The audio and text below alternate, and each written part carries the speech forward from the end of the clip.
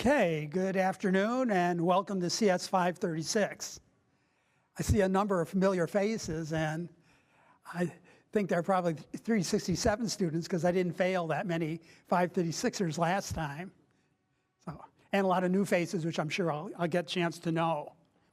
So what I want to do here is I have up the class webpage, and when we get to the actual notes, you should have this URL already. I think most of you, if perhaps not all, already got a message from me about a week ago on Piazza saying, welcome to the class, and here's the URL.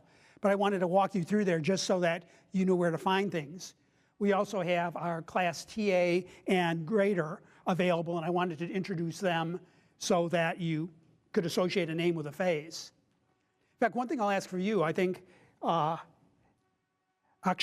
is that the pronunciation? Akshaya is planning to try to catch the bus back. She's just here to be introduced. And you know the layout better than I, so she wanted to hustle to the bus stop, the nearest one, to catch a bus.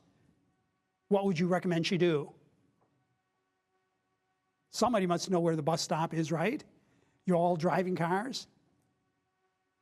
So please pipe up, because she doesn't want to miss the last bus, which is, we're right about 5:30 now.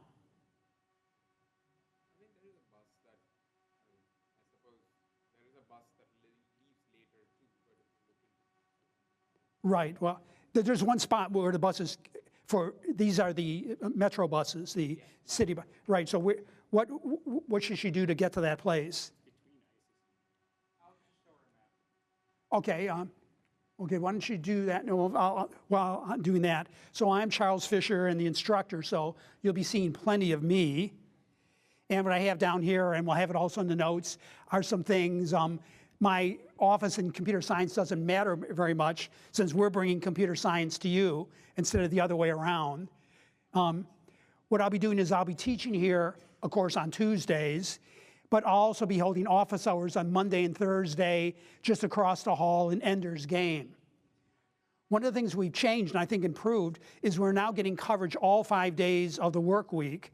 So our TA, Eshkaya Kalyanamaran, and I'm sorry about it, but so why don't you stand up a bit so she'll be the teaching assistant, which means she'll be also having office hours on the days I don't cover, which are Wednesday and Friday, in the same room at the same time from 5:30 to 7.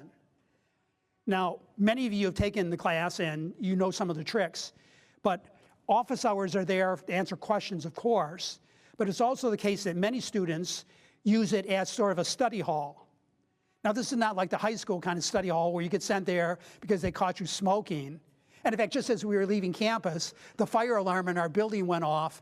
And it's usually somebody who just has to have a cigarette, and they sneak into the John and don't notice there's this immense fire alarm right above them, or smoke detector. And they light up, and within seconds, ring, ring, ring, ring, and we were just getting out of the building. So the study hall that I recommend is something where you just come and get away from your office and are able to focus on the project or the material or the homeworks or whatever. You're away from the office, the phone won't ring unless, maybe they have your cell number or whatever. And another good thing is sometimes people will be asking questions and you say to yourself, hey, I never thought about that. He's asking about how do I do this and I don't know. So maybe I better listen in and find out what's going on. So you're certainly welcome to come there and you don't have to say a single word to me. You can come in, open up your laptop, start typing away, check your watch, say, oh, time to get dinner and leave, and that's fine. And if you do have questions, I or the TA will be available to then answer those questions. So this way, on weekends, you'll kind of be on your own, but not even totally there. I'll be getting to a slide about Piazza. Anybody who's taken the class from me previously knows about Piazza. If you've taken other computer science courses, almost all of them use Piazza. It's sort of a question-answering billboard scheme where you can read about what people are asking and see what the answers are. One thing I want to emphasize is you're welcome to do answers yourself as long as you're reasonably sure your answer is correct. I, for example, do much of my development work on a Mac, but some of you have a Windows box, be it Windows 7 or Windows 10. There was even last time a couple of people who had a Windows 8 and actually said they liked it. I'm not sure I totally believe them. I thought maybe they own Microsoft stock or something. But a situation. So there might be situations where there's something a tad different on those platforms. And if you're familiar with that and know the answer, please pipe in.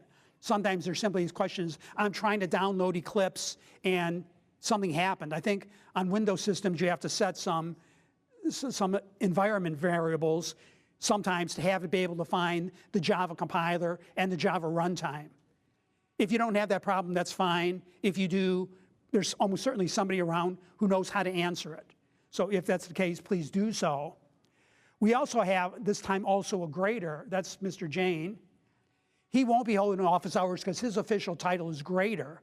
But what he'll be doing is grading, and hopefully in the past, sometimes given the size of the class, it took a while to get things graded past the due date. And I think now we'll be able to do better. The two individuals will be splitting up the assignments. We'll have 5 programming projects in Java and also 3 homeworks that bring out some of the more theoretical material. So they'll be grading those, and hopefully we'll be able to be a good deal faster in terms of the turnaround in getting things done. In terms of the exams, both the midterm and the final, I grade them myself. So you can, I get them done when I get them done, but at least in terms of the final, that's usually a few days before the end of the semester. And that's always a good hint at, if you don't get them in by now, the semester will be over and you'll lose your last chance. So I get them done at that time. So I just wanted you to see these faces. Mr. Jane, what he'll be doing is, he'll be coming in occasionally with me on office hours after he's graded something. So if he's graded a particular thing and you might have questions about why was this graded down, what was a better answer, et cetera, he'll be in the same room as I am for office hours, and you can speak directly with him during that period. And what I'll do is I'll publish on Piazza that he'll be available. So it's almost like one of these things live and in person. I saw, Paul McCartney's coming to, I guess, Madison, and you're all way too young, but there's a certain generation that says, hey, Paul McCartney, maybe, or something like that. If it was Placido Domingo, I would certainly be there, but he's classier than to come to Madison. So let's go down here. Here's the textbook. I know all 3 authors, and 2 of them I can speak positively about. They're gentlemen and scholars both, and very knowledgeable. There should be a copy of this in the EPIC library. And where is that? I've never found it, but I'm told it exists. What building is it in? In Andromeda, that's a head building. Okay, that's easy to find. That's where all the receptionists are. So there should be at least 1, maybe more copies there. The book's been out a couple of years, so it shouldn't be too hard finding used copies if you want. And there are new copies, but the price of textbooks is out of hand, and it's something, I don't know, does anybody know from pressing, is this one of those things where you can rent access to it electronically instead of buying it? More and more textbooks have this property that for a much more modest sum, you can rent access through some kind of viewer, and you have the book at hand. And that way, you're using the book legally, and you're not putting out that kind of money. I think that may be available, but I haven't looked into it too much. Once the book's out there, I just assign it and hope that you'll be able to find it. So continuing down a little bit, you're free to leave if you. Did he get you? Okay, so are you going to leave too? Okay. So see, they're smart. They're getting out early, and they only had to spend 10 minutes or so here. So here's some other information. Let's see did I get connected or not. So the course overview, I'll be talking about. No need to do that. There's a nice page on key dates, and you might want to somehow bookmark this or even print it out or something. This has all the dates, and when I get around to the slides, we'll talk about this again, but this gives a schedule of all the things you're needed to do. Now, we're going to treat the class here differently than I would on campus. You're all adults, you're all professionals, you're all very busy. Most of you have jobs at EPIC. There are some people who are professionals and working elsewhere, and I'm sure their employees keep them every bit as busy. It may be the case that you're assigned to go somewhere. Anybody here going on a sabbatical this semester? Oh, cool. Where are you going? Iceland. This is in the fall. Yep. Okay, yeah. Now, for those of you who aren't EPIC people, they have the greatest vacation plan I've ever heard of. The university doesn't have anything like it. Even Silicon Valley, I don't think very many, if any, have it. And that's a 3-week trip. So I'm not sure I would choose Iceland, given I already live in Iceland South already. But the situation, I know one time a person there was going to Fiji, and think of all the Fiji water you can get for free, and then going on to New Zealand. And I guess the goal is to have you go places you never would otherwise go. And I think that's a great idea. And I would certainly never go to Iceland, so when you get back, you'll have one up on me. So my bucket list is one longer than yours at that point. Also, I think I'll point out a little odd, and I don't want to confuse you, is both the midterm and the final have 2 different dates. Now, it's not that I've split the thing in half because it's such a terrible exam. These are 2 different sittings of an exam, and you get your choice. You don't have to tell me in advance which one. And I get close, I'll ask for a show of hands just so I copy the right number of exams to actually distribute. But it's your choice of whether you take the earlier and later. And I think for the most part, they're about a week apart. So my goal is if somebody's away on assignment on one week, you may be able to catch it the other week. If you're gone for example, 3 whole weeks on sabbatical, then we'll just have to work around it. It's also the case that all these due dates, I kind of almost hate to say it, because if I said this in front of undergraduates, I'd be doomed. And that is, none of these dates are really all that terribly firm. That is, if you have a good reason and you get to define what a good reason is, that you can't make a particular date, all you need to do is contact me or the TA in advance so we know that you're planning to hand something in, and tell us when you think you'll get it in. In a lot of cases, people are traveling around. I know I had something from a woman who's traveling through O'Hare, and she got in late and the weather was bad, and they canceled the last flight. So she had the pleasure, I'm sure many of you have had also, of sleeping on the floor or sleeping in a seat, waiting for a flight that may or may never come. So in that particular case, all we did is push back her due date, because you can hardly be doing very much programming when you're sleeping on the floor in O'Hare and trying to avoid getting stepped on. But as you'll notice, there are 5 programs and 3 homeworks. I tried to set things up so the projects are always due on a Tuesday. That's so that if you have any last-minute questions, I'll be sure to be around to answer them. And when they're due the latest possible time. So they're 1 second before midnight on the particular date. And by the way, if you get in 1 second after midnight, it'll still be okay with us. It's simply that it's easier to look at the date on something when it was submitted and check where it is.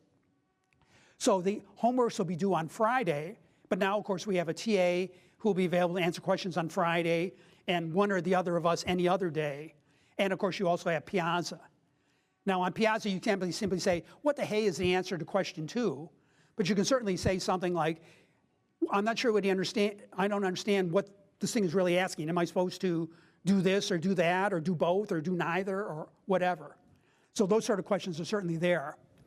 So if you're one of these people who likes to have a calendar, I didn't figure out how to have one of these things where you click on something and it fills in your iCal or something. There must be a way to do it, but I haven't figured it out, and I'll let you go ahead and do that. So either print this or mark it or something. And again, there's something also in the notes that duplicates this so that you can do your planning.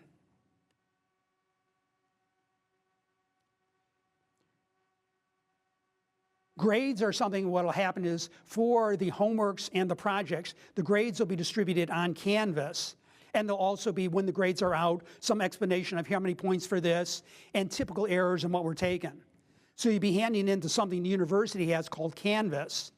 And I'm sure most of you, anybody here who's unfamiliar with Canvas, it's something when you log in as a student, they point you to a project, and the infrastructure they use is Canvas. And there are various folders which I've already created for the 5 projects and the 3 homeworks. And as the time comes, you simply go ahead and download into those folders the particular solution with your name and your student ID and all that, so we can tell you apart. And what will happen then is when the thing is graded, there'll be something that the grader will simply add something to say, this was right, this was wrong, you got so-and-so, here are common errors and the points we debited. And if that's not sufficient, the TA or the grader will be available in person if you want to actually explain in more detail. So that'll be essentially grading. The midterm and the final I grade, what happens is for the midterm, I simply hand it back. It'll be paper, and you'll know your grade when you get the paper handed back. If you don't pick up the exam, you'll never find out what your grade is. And that's a problem, I guess. On the final, I'll post it on Canvas. And typically what I do is I make available copies, and usually I put them off in the corner of somewhere here, and it's sort of like a treasure hunt. You know, go 5 steps forward, go left, look for the rabbit, and it's underneath or something like that. So at any rate, there's that. The academic misconduct policy, it does exist. I think there's less cheating among professionals like you, but I won't pretend that there's none at all. And if we catch you cheating, we'll report it. And it may be the case that you get debited on your assignment, or you could be as much as getting kicked out of the program. Again, the people here running the project don't want to hear about folks cheating. It looks very bad, and it circumvents their purpose.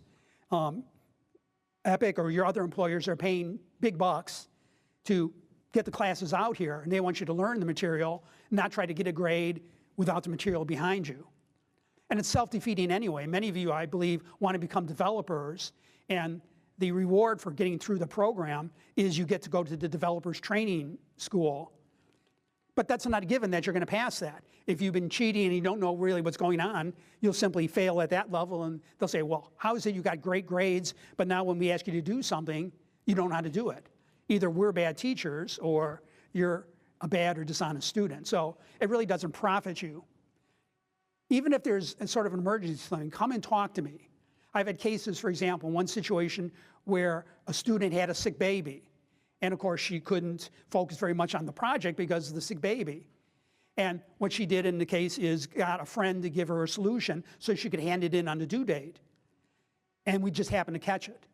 The right thing to have done is simply come and talk to me. I understand a sick baby is way more important than a class, and we'll either push back the date or, in certain circumstances, we'll simply drop that part of the assignment and grade you on the rest of it.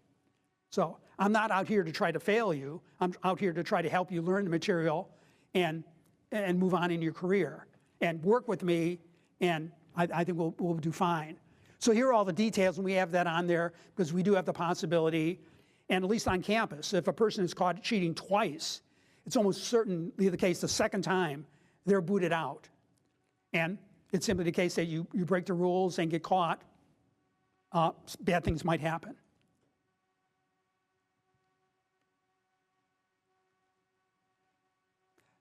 I put together a rough syllabus. This is based on previous things, and what happens here is just roughly, as you're looking at various assignments, these are the topics I'll be covering.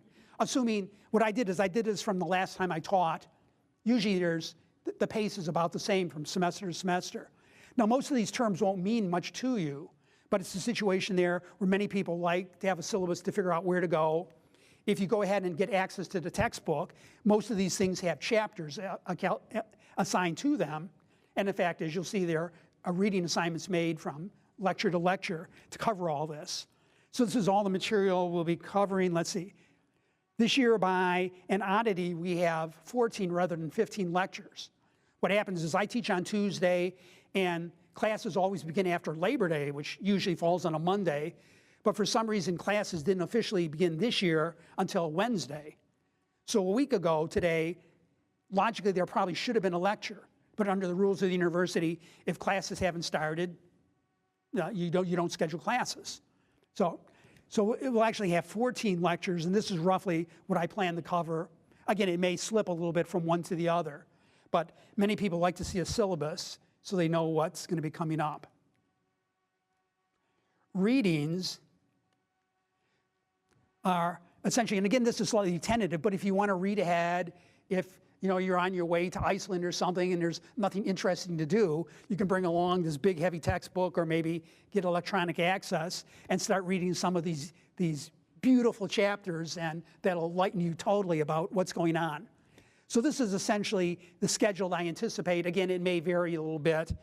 Certainly the very first assignment for today is there, and that's chapters 1 and 2, which is sort of background and terminology and so on. So it's just so that you're not too uncomfortable with some of the names and titles I use. Okay, this is certainly something you should know. And again, this is very useful for you folks in that all the assignments are out there in in form where you could start on any of them anytime you want. What we've done, in fact, what I should have done when I had the TAs here, is I've gone and printed out the one that you want to start out soon, and that's assignment number 1.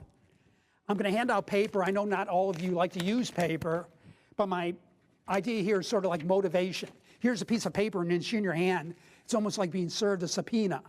Now, here it is, do it any way you want. If you want to use the paper, just put it in the recycling bin or something, but at least you'll have it. So let me pass these around, and I think we have enough. And what may happen is if I miscount or something, there may be some that end up extra, and you may have to split them around.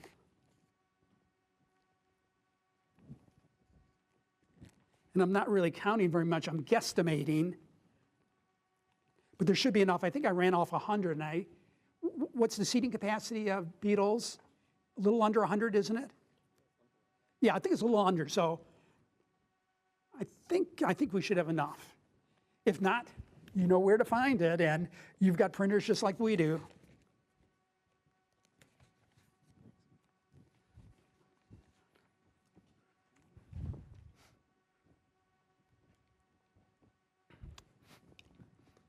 So particularly if it's the case that you're told in advance you're going to have to go on assignment here or there, or the trip to Iceland begins here and ends there or whatever.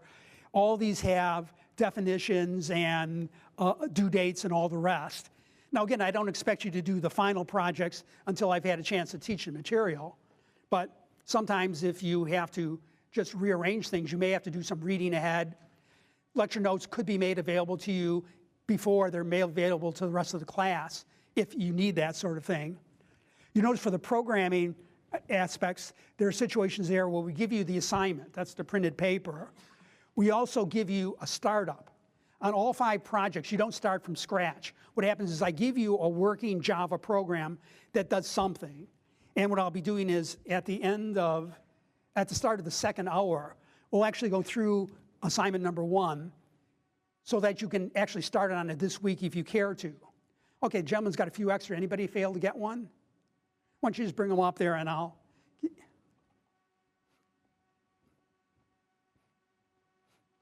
Okay, that's good. So we'll be talking a little bit about this. This thing looks harder than it is.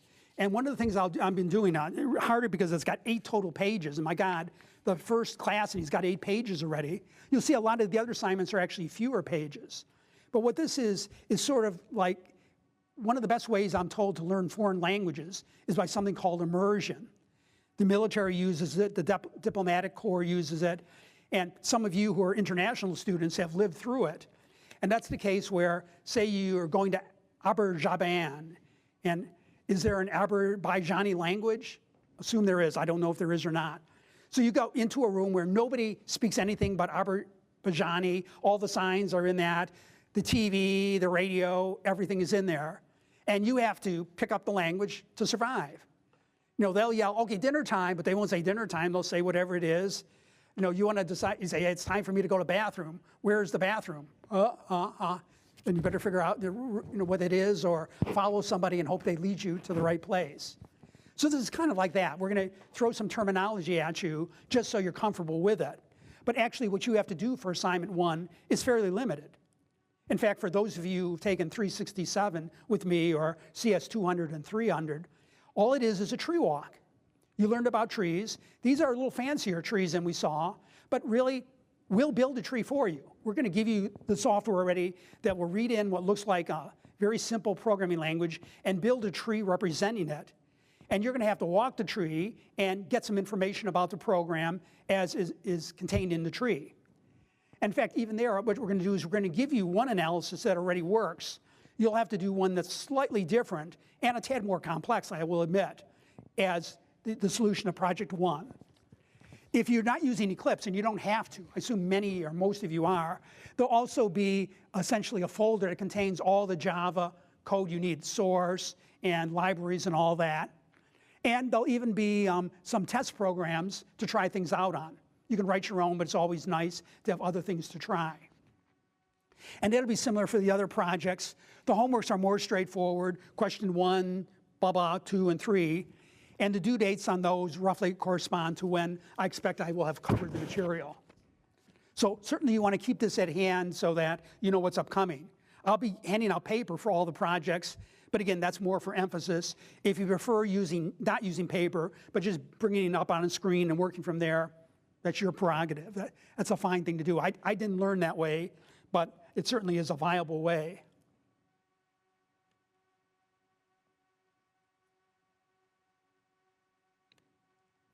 Okay, exams. This is just to reinforce what I said earlier. There are 2 days for the midterm and 2 days for the final. You get to take your choice. And again, you don't even have to tell me in advance. If you don't show up for the first sitting, I'll expect you to give up the second sitting. What you're not allowed to do is take both of them and get the better grade, because that just wastes my time. People sometimes try to do that, and this is more for flexibility. The 2 exams will not be identical, but they'll be similar in content. Maybe something as simple as me changing a parameter, or it may be asking a similar but not identical question. There are also some old exams, and I'll be adding a practice exam. Some of those exams are old enough that you shouldn't count on necessarily the exam this time being that similar. So most of these things go back to, a decade or so. The material hasn't changed that much, but the format of the exam and so on may vary a bit. But they'll certainly give you a sense of the level of depth that I may ask on a question. So those are available for you to examine.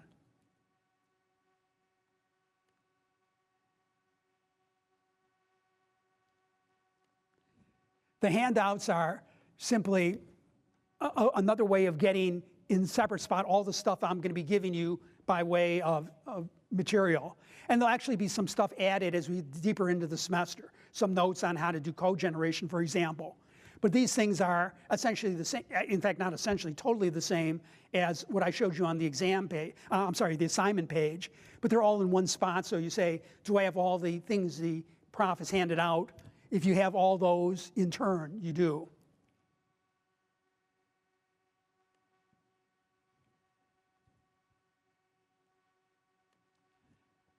Lecture notes, essentially these are the slides I'm going to teach from in PowerPoint.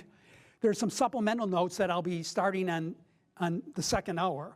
In fact, I didn't talk about that, but let me talk about that. We have 2.5 hours to cover because we're doing one class instead of a whole week's worth of classes. I'm not sure I could talk for 2.5 hours, and I'm sure you don't want to sit and listen for 2.5 hours. So the way I have it broken up is at an hour, my timer will go off and we'll take a 15-minute break, do another hour, take a 15-minute break, and then a final half hour. So that'll get you out of here about 8:30. We could try to tighten it up, but I think 15 minutes is enough time for you to handle anything you want, visit the bathroom if you need to, stretch your legs, whatever. Also, what will be available is, since I have this guy on, and I hope it's recording, is usually about Thursday or Friday of the week of a lecture, I'll be getting back the audio from the AV department here, and I'll post that on the same spot. So if you happen to miss a lecture, you'll be able to get the audio And I was told that we're going to try to upgrade this time, probably in a week or two, where what will happen is they'll visually grab what's on the screen and have my voice be a voiceover.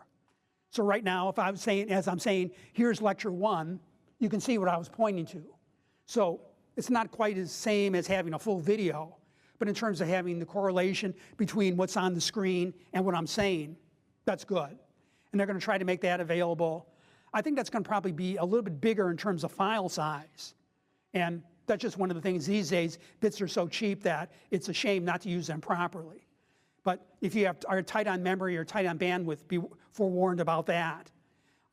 We might be distributing it through some kind of Dropbox or something, but whatever. So that's something that I was just informed of. I think it's a cool idea. And again, I don't recommend skipping lectures simply because they're boring. But if you, for some reason, miss a lecture and you want to get the full treatment and you're able to watch the screen as well as listen, you can do that. Otherwise, you can just, as you jog, put on your headphones. Instead of listening to your favorite playlist, listen to me. And see, oh, that's just half hour, so even that. And this will grow, of course, as we go. I don't have subsequent lectures because I really don't know yet where one lecture is going to end and the next begin. Depends on what kind of pace we have. And Useful programming tools, I add to that from time to time, are simply miscellaneous references to some of the software we'll be using. Besides using Java, and we have things about Java classes and Eclipse and so on, we'll be using various tools that are specialized in building compilers. In a sense, what happens is the tool does the coding and you do the definition. Many people, when they first learn computing, are surprised by how detailed and low-level programming is. That's certainly one of the weaknesses of it, that you have to go detail by detail by detail, and they would hope there would be some alternative. In certain areas, there are. We'll be doing it about compiler-related things, but there's a new initiative out, and there have been previous things. For example, they have automatic tools that generate really beautiful GUIs, that is, graphical user interfaces. If you took 367 from me, we had a couple of those available, and we used a technology called Swing. That's a package that's available in Java. But it's a very detailed sort of thing, and you have to learn a lot just to say, okay, how do I put a button here? How do I put a window there? How do I set the color? How do I set the typeface? How do I blink something if I want to do that? How do I get the darn thing to beep if when you click a button you want the thing to go beep, or that kind of click sound that they have? And what they have is something where essentially you just bring up a palette of pieces and kind of drag them along, drag and drop. Let's say, hi, I'd love a slider here, and I'd love some push buttons here, and they should be colored yellow, and they're going to be this big, and they'll click. Maybe they'll click one way if it's good. They'll click another way if it's bad. Sort of simply saying bad, bad, bad, and so on. And what will happen is just like this. It'll go ahead and build in Java the actual program that does that in the much more low-level operations that you never have to learn about. So these things are catching on in a lot of domains. The problem with programming in general is it's so general. How can I build an automatic tool beyond a programming language that helps you program when I don't know what you're going to do? Most of you are Epic people, so you're doing something that has to do with records and medical issues. But that's going to change. And when it changes, who knows what exactly you'll be doing programs in. So because programming languages are so general, they're fairly low level to give you all the details. But we who develop programs know that, and we're trying to improve upon it, but it's a difficult situation. And in some ways we have to ask ourselves, do we really want to improve it too much? What do I mean by that? Well, if any Joe Blow could program, why do they need us? If they don't need us, they're certainly going to not pay that great salary. So in some sense, being someone special, someone who knows how to program and how to debug programs and how to extend programs, even something as simple as saying, hey, the program's not doing what it should be, find what's wrong. And that's, I'm sure some of you have that job. That's always a great pleasure because you didn't write the original code. And somebody comes along that if you do this and do this and do this and do that, you get a crazy answer. And you can't simply say, well, don't do this and this and this and that, and you won't get a crazy answer. You got to tell them how to fix it or come up with an error message or whatever. So in some ways, programming is inherently hard. In fact, one of the things you'll be learning, since we call this computer science, is there are actually some very reasonable questions you can ask about computer programs that are impossible to answer. And I mean impossible in the mathematical sense. It's not just we haven't figured out how to do it, we need a smarter person, or we need more computing power or whatever.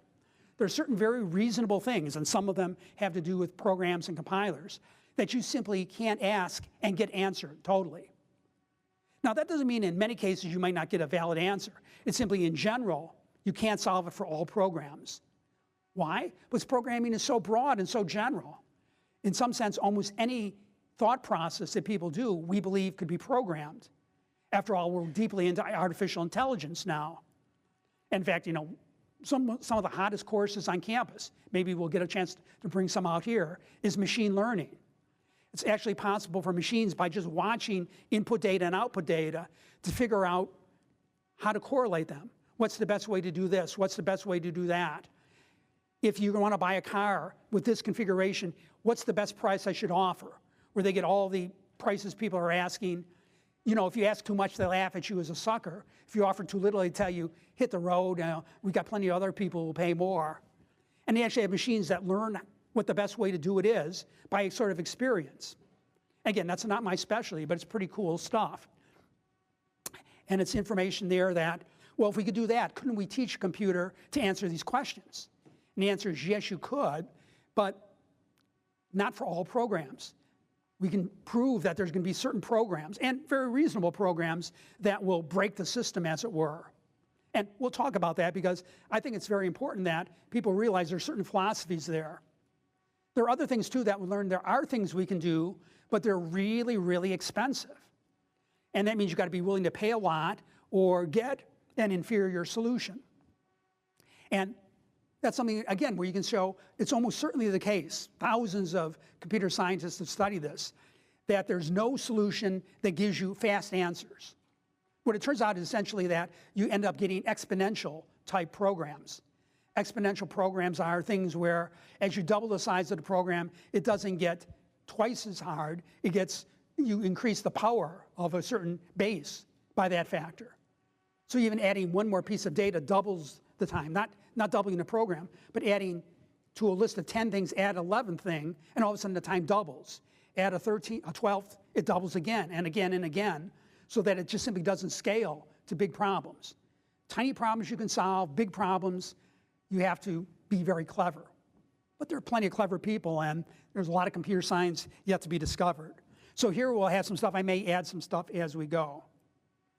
So that's just a web page, and I wanted to show you that just so that you knew what was available there.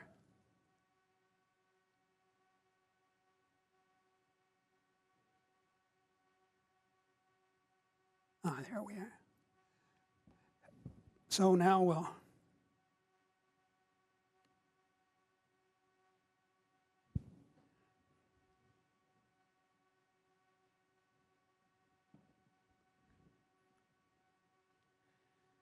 okay, here's the URL I promised. The web page I was showing you is that.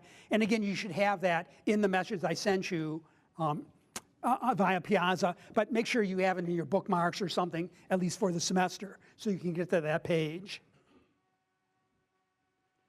Again, some of this is repetitious. I want to make sure it was on the web page if you didn't have access to the notes. So you already know when the class meets because you're here. You already know who the instructor is because I've been talking, and the office hours are the same. Again, don't count on that telephone being very useful. That's actually what's happened is so many people have gone to cell phones that many offices on campus no longer have landlines, just as a way to save money. But it turns out that I've been around long enough, I don't give out my cell number to just anyone, so I'm not going to publish on something that's going on the internet. Hey, you want to talk to me, here's my cell number. So what happens instead is that probably the better way to do it is via email. That really is my email address, or of course through Piazza.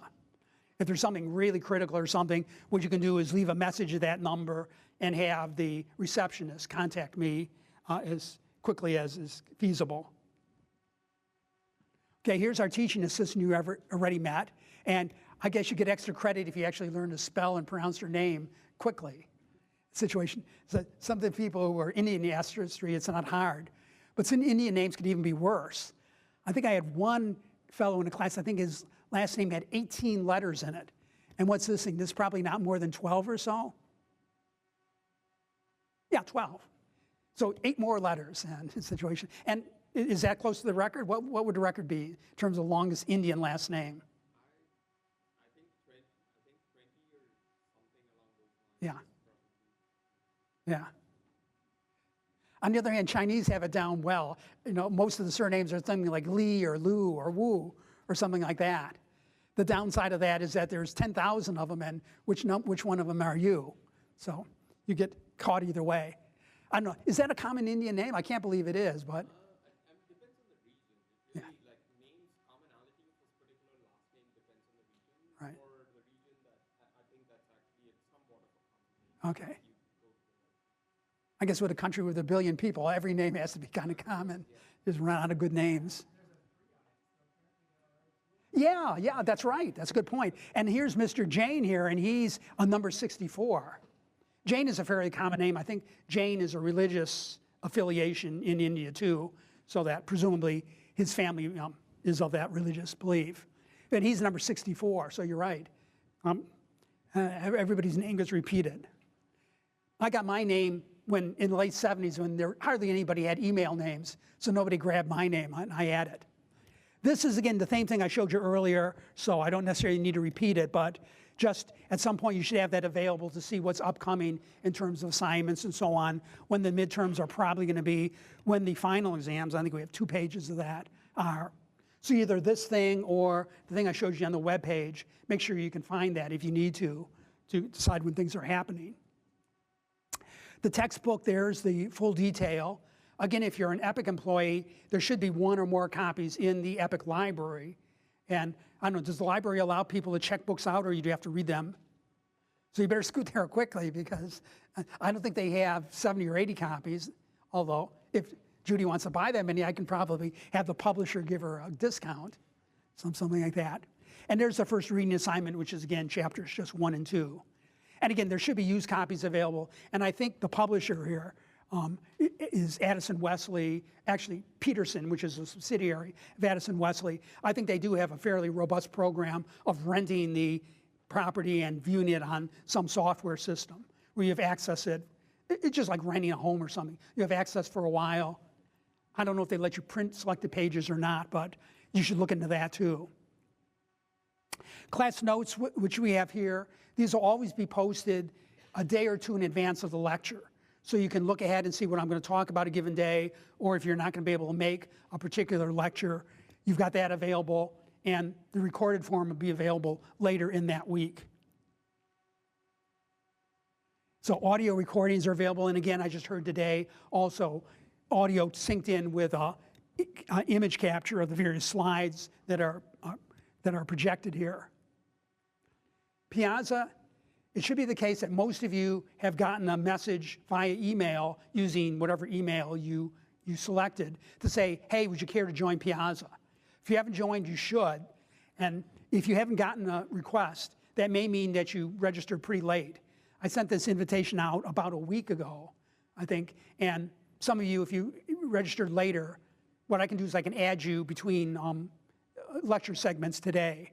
But you should certainly be on Piazza.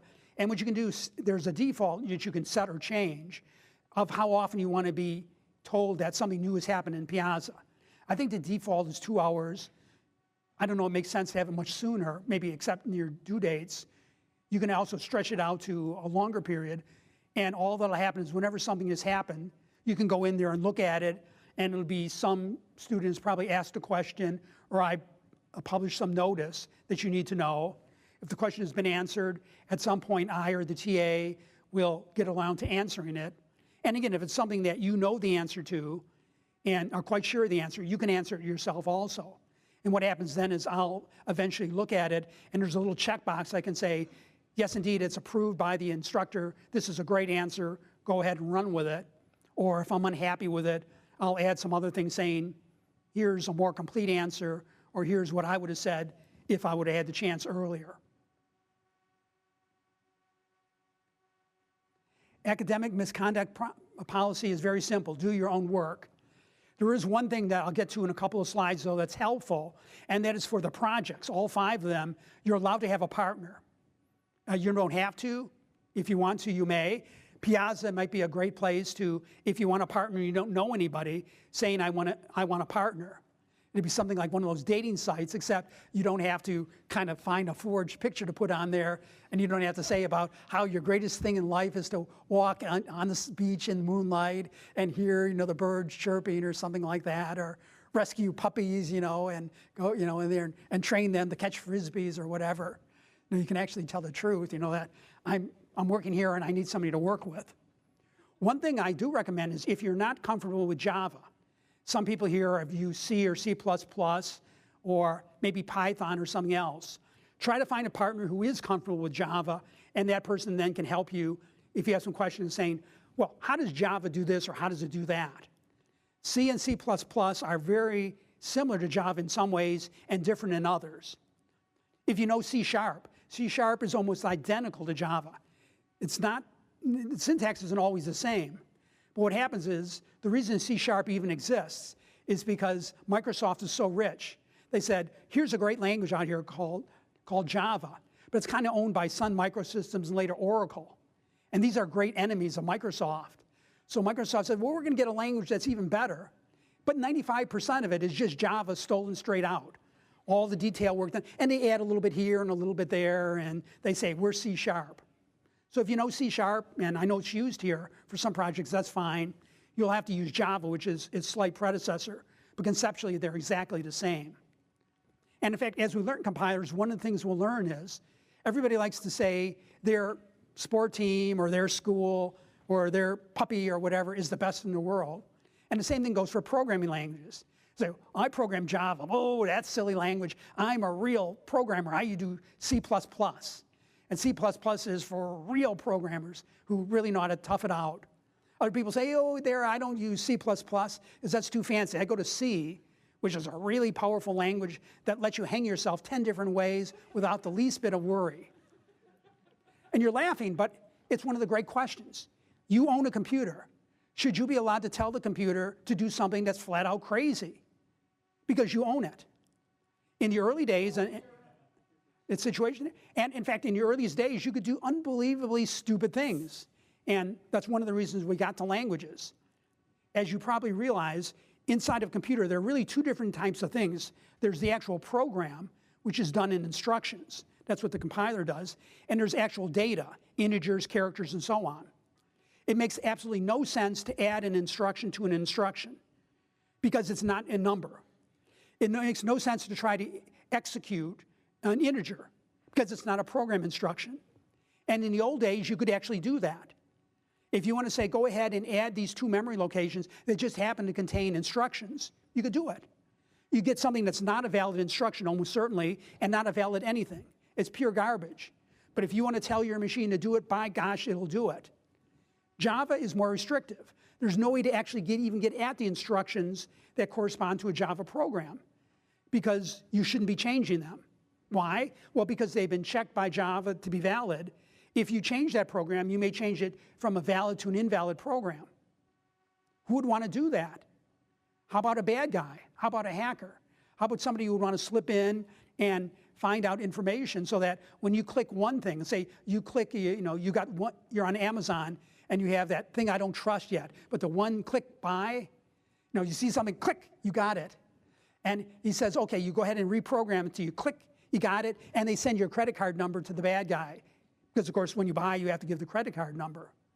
So there are certain things which the powers that be have decided you may not do. It's a question of how comfortable you are with that. One of the reasons I use a Mac rather than Windows is that Mac underneath it has the Unix operating system. And the Unix operating system lets you get down pretty deep into computer programs if you want to. I'm a computer scientist. Oh, God, I know it all, so I can go ahead and do it. And usually it's not very helpful. But it turns out Windows systems don't even allow you to do that. You can have files on a Windows system which it simply will not show you. They're called hidden files. And they're called hidden because you may not see them.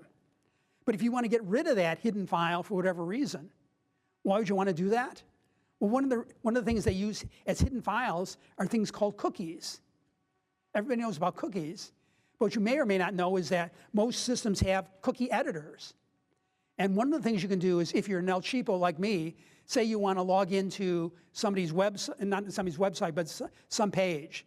For example, for me, it's the Journal Sentinel, which has a nice sports page that talks about the Badgers and the Packers and even the Brewers. Bad thing is, after 10 free articles, it doesn't give you any more. Haha, it does. Because all you have to do is find the cookie and pull the cookie out. And all of a sudden, you look like somebody who's never visited the site before, and you get 10 more free articles, and again, and again, and again. Now, maybe that's a bad thing to do. Maybe I should be paying them the money they want. But the situation there, my feeling is, if you make it so easy to give it to me, I'm going to take it. So I'm not, but this is the sort of question it has. Should hidden files be truly hidden? The people, the Journal Sentinel has intellectual property there, and if they choose to give it to me, that's their right to do it. If I choose to make myself look like somebody who's never been there before, that's my right too. After all, I own the computer. If I want to change something in my computer, why can't I do it? My argument is I can. So there's things like that. So we'll be talking a lot about how much a programming language should allow you to do and how much it should stop you to do. But that's got a bigger context because computers are controlling more and more. Many of you, now that you have a real job, can get yourself a number of things like a nice car. I got myself a nice car because I started making money teaching here. And one of the things these have is, of course, great nav systems. But one of these things these nav systems do is record where you are and, among other things, how fast you're going. So it might very well be the case that if you're one of these guys who routinely gets speeding tickets, that they can set the nav system to not allow you to go faster than the posted speed limit. I don't think that's a very smart thing to do, but I think it's in our future. It might be the case if you're a beginning driver. You remember more than I do your junior days where they have all these restrictions before you're a full-fledged driver. And one of the rules for sure is do not break the speed limit. None of us are supposed to do that. But if you have this certain flag set, the computer inside your computer will say, hey, he's driving 35 miles an hour and this is posted at 30. And what will it do? It'll simply back off on the accelerator or maybe even brake until you're at the posted speed limit. Sounds like a sensible thing to do if you're a bureaucrat, but hey, it's your car.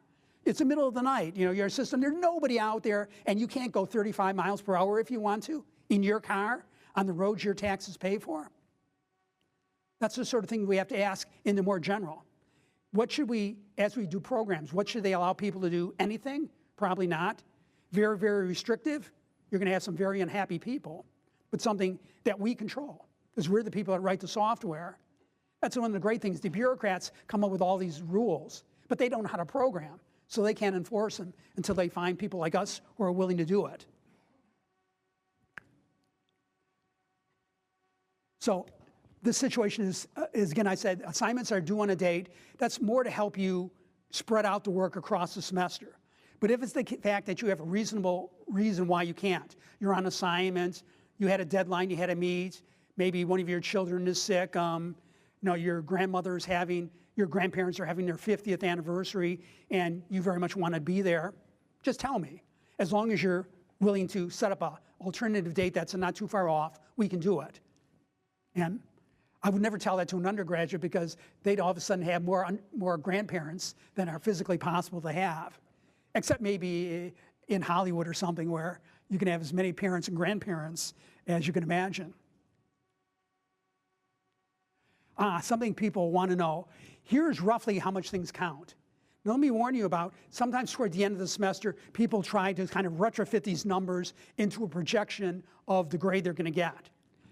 That doesn't always work because some of these things, particularly the exams, are scaled. And what scaling does is essentially means that if the exam is particularly easy, then a high grade doesn't mean that much. If the exam is particularly hard, then a low grade isn't that terrible. So some of the things like the programming projects are pretty much what they are. But other things where they vary from time to time, they can be scaled. Let me also mention in terms of grading that there is no curve. A curve is something where you say, well, people always fit this bell-shaped curve, and therefore there's going to be 15% are A's, and another 15% will be A, B's, and so on to gobble up all the grades. As far as I'm going, it doesn't work that way. It's conceivable that every last one of you could get an A if you all did excellent work. So working with each other and being helpful is not going to step on your toes. On the other hand, my experience shows that some people are just better at it than others, work harder, are more diligent. So some people will do better, and not everybody will get the same grade. But it's not a matter of policy, it's just a matter of experience. If you do as well as the next guy or gal, you should get the same grade as that person. And that's my overall intention. So these numbers are here just to make you feel how much they're worth, and they should be roughly proportional to how much you learn and maybe even how much time you put in. The exams, of course, have to be there just so that I can see what you yourself are doing in a controlled environment. So for example, programs, one way to get a great grade is find a partner who's a genius and let the partner do what they're doing. And the situation there, I think you're all close to geniuses here because you got hired, and that's not the easiest thing in the world. But there's some things you control, others you can't. And believe me, if you're routinely getting great grades on the projects and you do miserably on the exams, I'm going to get a little suspicious, and we may have a talk about why it is that on some of these things you do well and other things you don't. And you can guess what my suspicion is going to be, but I'll let you have a chance to talk me out of it. Here's the partnership policy. Totally your own choice. If you have somebody you care to work with, you may. This is not a lifelong commitment or a semester-long commitment. It's on a project by project. If you work with somebody and you decide this person is impossible to work with, you can simply say goodbye. I'm doing the rest of my projects by myself, or I found somebody else who I work with better. It's totally up to you. If you do have a partner, the rule is both partners get exactly the same grade. Neither I nor the TA want to hear any stories. Oh, I was in on 2 hours and he was only in 1 hour, and I came in on Saturday and he went to the football game. Maybe that's all true, but it's part of life. You know, you make a bad choice, you have to suffer for it to a limited extent. But you can't undo it by simply saying, I'll never work with you again, and if I ever get to be your boss, you're going to rue the day. Okay, that's about where I wanted to be. Let's see how we're doing time-wise. Got about 5 minutes yet. So this is a spot where I think it's a good time to just ask, are there any questions about organization, expectations, requirements? What? Yeah.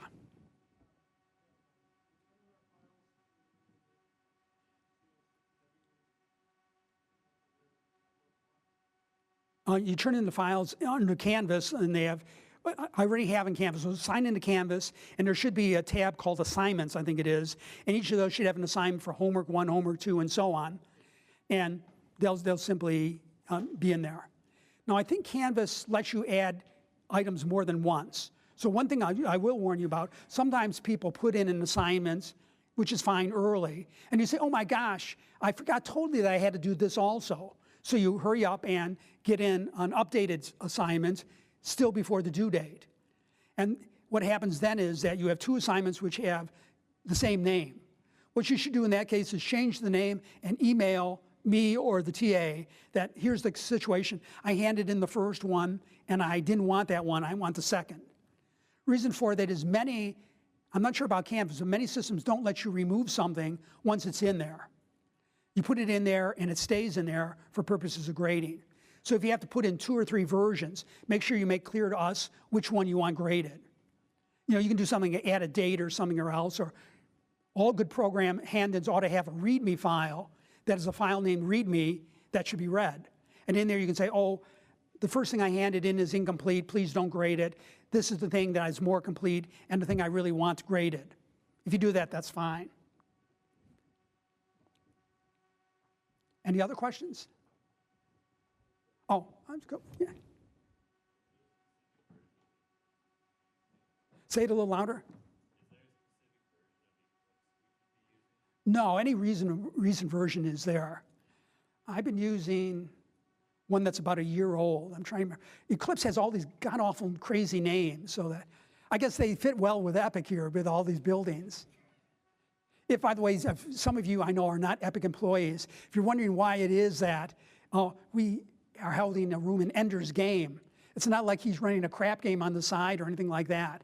What happens is all the rooms on the other side in this building are named after famous science fiction novels, of which Ender's Game is one. In fact, I think there was a movie made of it. And you know, that's the thing here. If you hang around here and you're not used to it, this is a wonderful place. It's like Disneyland in some ways, the situation here. You go down to a building and none of the rooms have numbers. In fact, do any rooms at all have numbers here? Yeah, that's right. No, on the door jamb, I've seen that. But I mean, you can't say somebody, come over to Voyager Hall and I'm in room 222, or in this case, 666, or whatever it happens to be. It just doesn't work that way. But it's not available to outsiders. The internal guys know it all. So,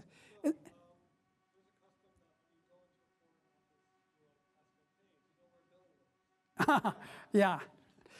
That's like Villages 500 years ago, you know, situation there. You know, if something becomes Smith Street, it's because it was on the street that had the smithy on it and all these sort of things. So we've retrogressed back to the Middle Ages of England. But it's a cool thing, in a situation, but you have to get used to it. So all these kind of odd situations here. Other questions? Okay, I think we're so close to the hour. Let me see here. Yeah, we're only a minute away, so why don't we do our break now? It's officially 6:30, so we'll resume at 6:45, and what I'll do is I'll start talking about Project 1. So you might want to take a quick glance at project one if you haven't, so that, or at least have it in front of you, so that when I make some comments, you're able to figure out the context in which they're meant.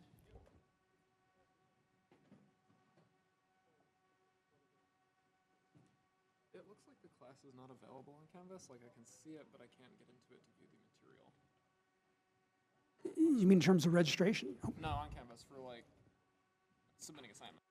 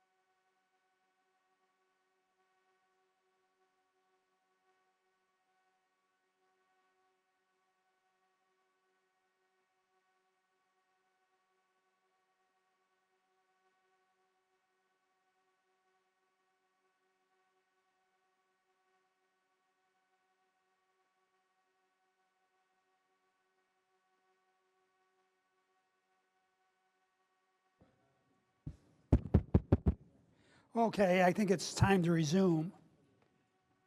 One of the drawbacks about, well, first of all, I make an announcement is that during the break, a couple of people have said Canvas is not fully visible yet. I think what's happened is that I have to do an operation called publish, which makes the information visible. I think I did publishing in a couple of things, but I didn't publish the whole site. So I'll have to fix that. I'll do that tomorrow. So if you check into Canvas and it doesn't look like you can quite get at the various folders that you'd use for handing things in, it's because I haven't made it officially accessible yet. It should be a simple thing to do. Somebody said you find the first page in the upper right and do the click and it'll work. So I'll double check on that and get it done tomorrow. What I want to do right now is that if I were teaching this on a more normal schedule, where we finished would have been the end of the first class. What would then happen is you'd have a chance to take the assignment, go ahead and read through it and think about it a bit, and then I come back the next day and tell you something about what I consider the important points and the details. Can't really do that because it all has to happen today. And that means if I don't get the information to you today, there's a whole week until you see me again, assuming you don't do office hours, before I can get into some detail. So the assignment that I've given you is the exact detailed assignment of what you want to do. What I have here are some notes about really what the issues are. And by the way, this is available for you to print out if you want. It's on the lectures. Besides lecture 1, there's another line that says supplemental, and that's what this is. So what I did, I simply wrote it out by hand, made a copy, and then made it accessible to you. And in this way, one of the advantages, I can actually jot on this and write it, and something I can't do on the normal notes.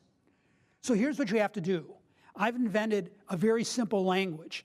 It's called CSX Lite. CSX stands for Computer Science Experimental.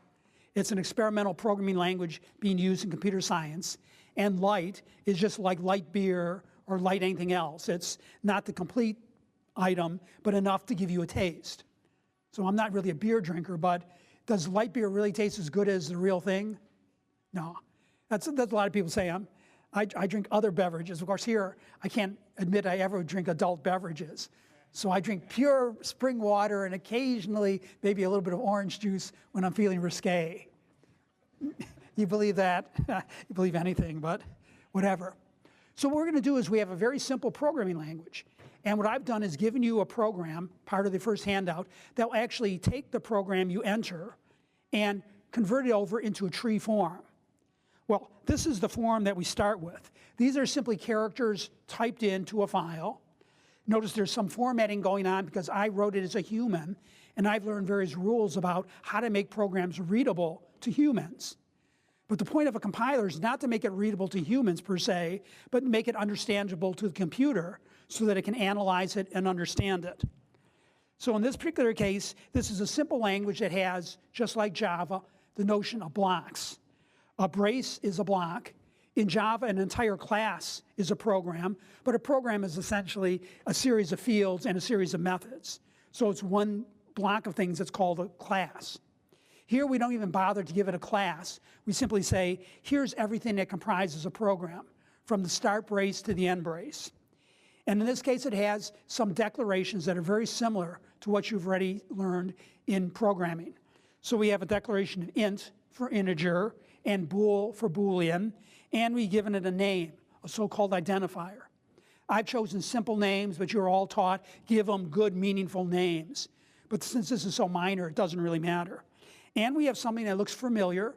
You can't learn programming without an if statement. So we have an if statement that says, if this B, well, B is a Boolean, so that means that makes sense. Then go ahead and do the assignment of A gets A plus 1. So you essentially increment A. This is designed so that it's exactly like C or C++ or Java. And what I'm following is a rule that sometimes is given a name, sometimes not.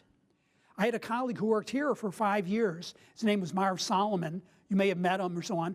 He was somebody who looked like a prof rather than most of you look like students. And he had a great thing he called the law of least astonishment. And what that really meant to you is don't change anything gratuitously.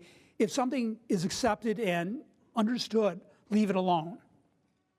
So I chose my program to look very much like other programming languages, not just because I think this is ideal, but because you won't be astonished to see that this is what I consider a simple program.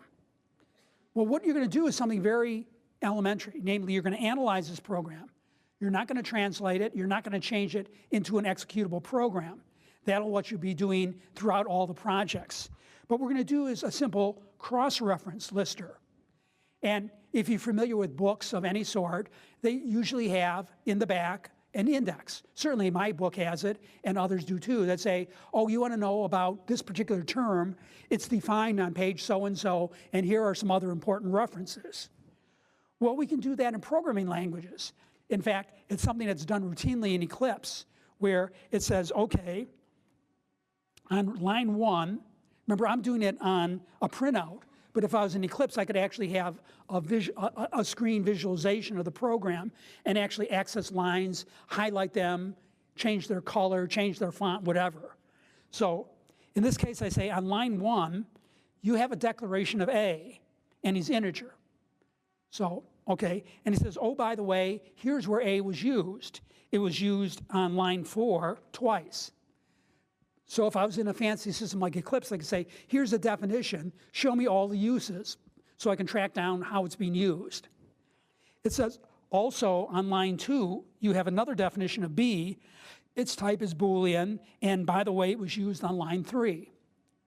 So all you're going to have to do is look through this program and find declarations and record what line they're on, what type was used, and find corresponding usages and say, okay, and this declaration was used here, here, and here.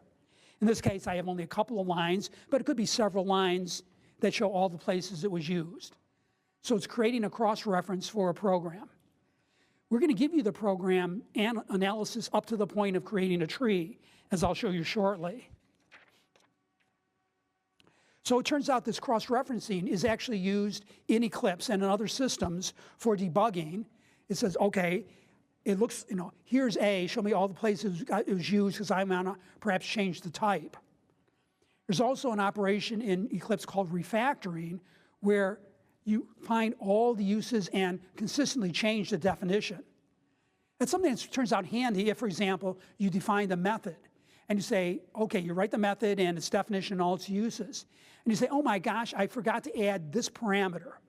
Maybe you forgot to change a flag that says, should the output be written in English or French or Spanish, or I believe some EPIC products are in the Middle East, so it would be in Arabic, or whatever languages are supported. So what refactoring does is says, find the definition and find all the usages and systematically change them. So I could say I'm going to add a new parameter, number 3, and its type is going to be some kind of language code, maybe E for English, S for Spanish, F for French, etc. And find all the places where it's used and add this particular variable. And the variable would be a flag that says this program is to be executed in an environment where people speak English or French or Spanish or Arabic or whatever other languages are supported. So to do this, you need a cross-reference. You have to say, here's where the guy defined it, and here are all the places where it's used. So let's go in and find all those and systematically update them. So it's a very useful operation, but it needs the basic information. Here's the declaration, and here are the uses. So this is something that we're asking you to do, excuse me, that is a reasonable thing.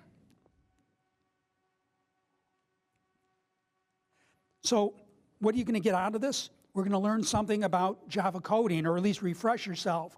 So if you haven't used Java in a while, here's a chance to start doing it.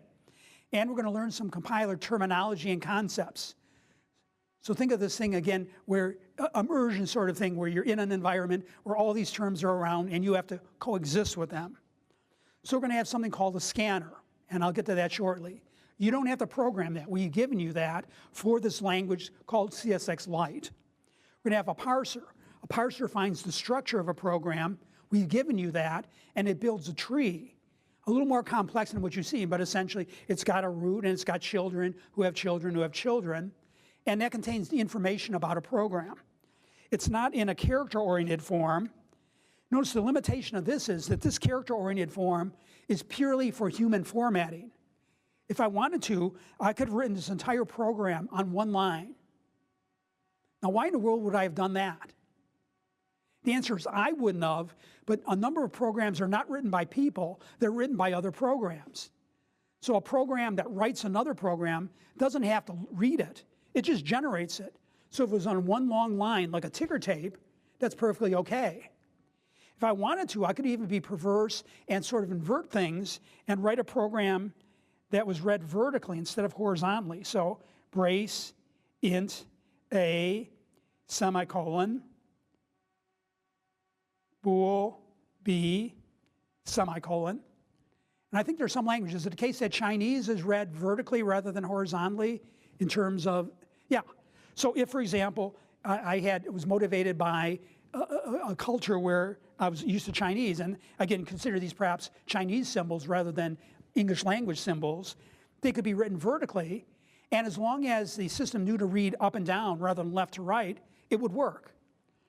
So as far as we're concerned, the textual representation is arbitrary and some cases unnecessary.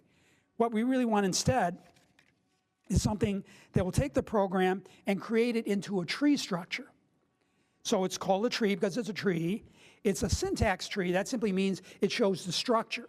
That means all the components of a declaration are in one tree, all the components of an if statement are in another tree, all the components of a method, although we don't yet have method, is in another tree, and the trees are all linked together because they're all part of a class or part of a program.